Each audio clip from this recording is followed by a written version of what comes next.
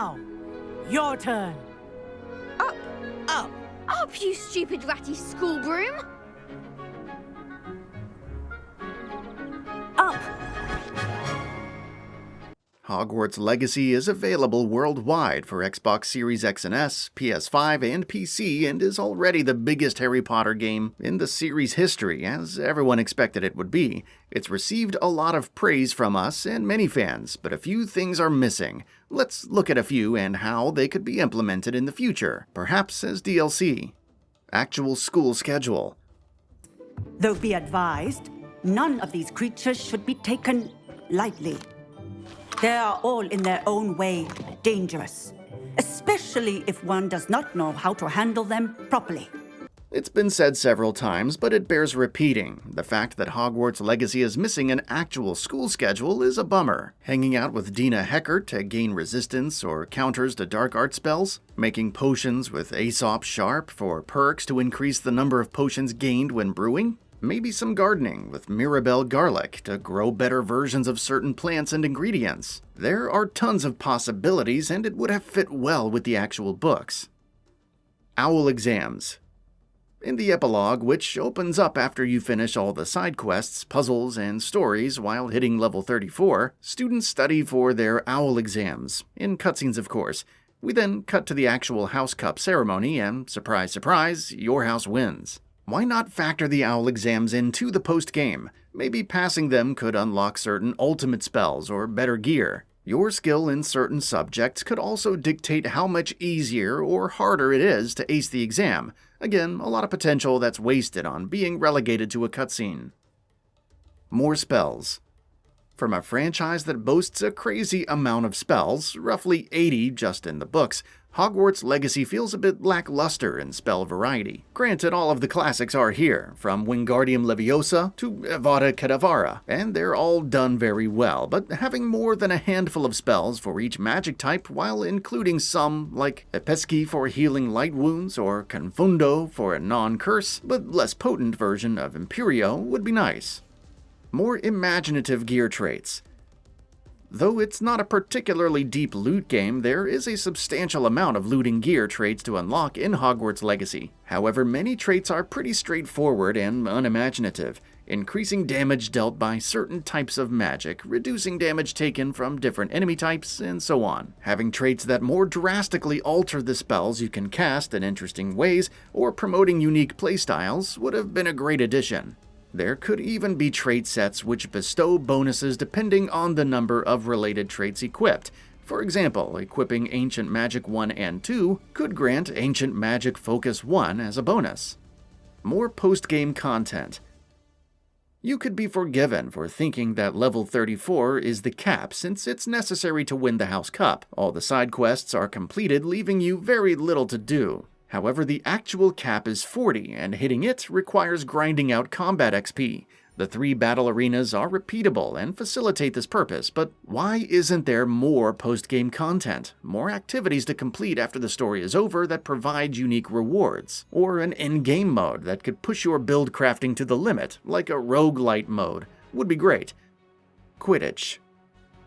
It was confirmed long before release that Quidditch wouldn't be playable, and its absence is even part of the story. Nevertheless, having some form of DLC that allows for playing the sport would be nice and provide a strong change of pace from broom races. It could even be a separate mode with different templates for each role with unique skills and gear, topped off with offline and online tournaments. After all, not having it when most everything else from the Harry Potter series is included just feels wrong. Lean forward for a burst of speed.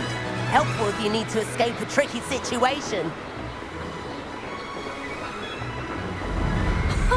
Now that's more like it. You sure you're not part hippogriff? Inventory space.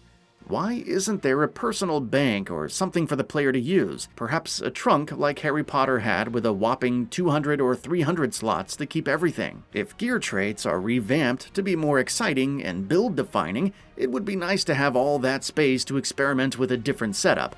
Furthermore, any gear that doesn't fit into your current inventory could be sent to your trunk for safekeeping, reducing the constant inventory management to free up space. Loadouts.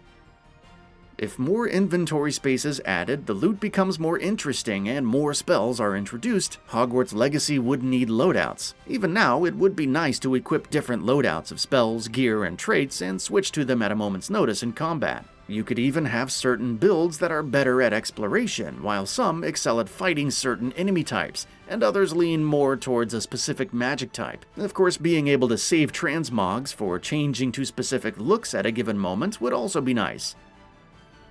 Consequences of using curses. Crucio!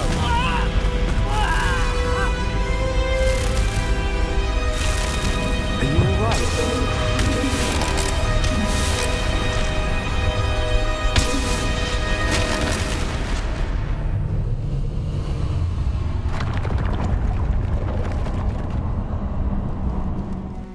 Aside from the general lack of impact that many decisions have, one of the most immersion-breaking things is the lack of consequences when using unforgivable curses. In the books, simply using an unforgivable curse is enough to send you to Azkaban for life.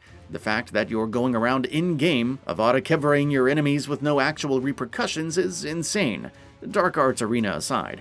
Why not have it affect the ending? Or perhaps unlock an optional boss against Dementors if you're particularly egregious? Why not go the Fable route and have your character's appearance slowly become more sinister as they fall deeper and deeper into the dark arts? Any of these would be nice as opposed to simple warnings from classmates. Curfews and stealth. Since there are no set schedules, curfews don't mean anything in the game, unless it's for storyline reasons, that is. Then they're forced on you in annoying ways, like the stealth gameplay. If curfews existed in a more organic form, like each activity you do in Hogsmeade or on school grounds advancing the timer gradually until it got late, then the stealth sections would make more sense. Getting caught would have lasting consequences, like penalties from certain professors or points deducted from your house. The secret passages in the castle would also become more valuable, encouraging you to use them for excursions or a consequence-free return without any sneaking required. That's all for now. If you enjoy what you saw, please hit the like button. And if you're new to the channel, now is a great time to subscribe. We upload brand new videos every single day. After subscribing, don't forget to enable all notifications by clicking the bell icon. Thanks for watching this video, and we'll see you next time, right here on Gaming Bolt.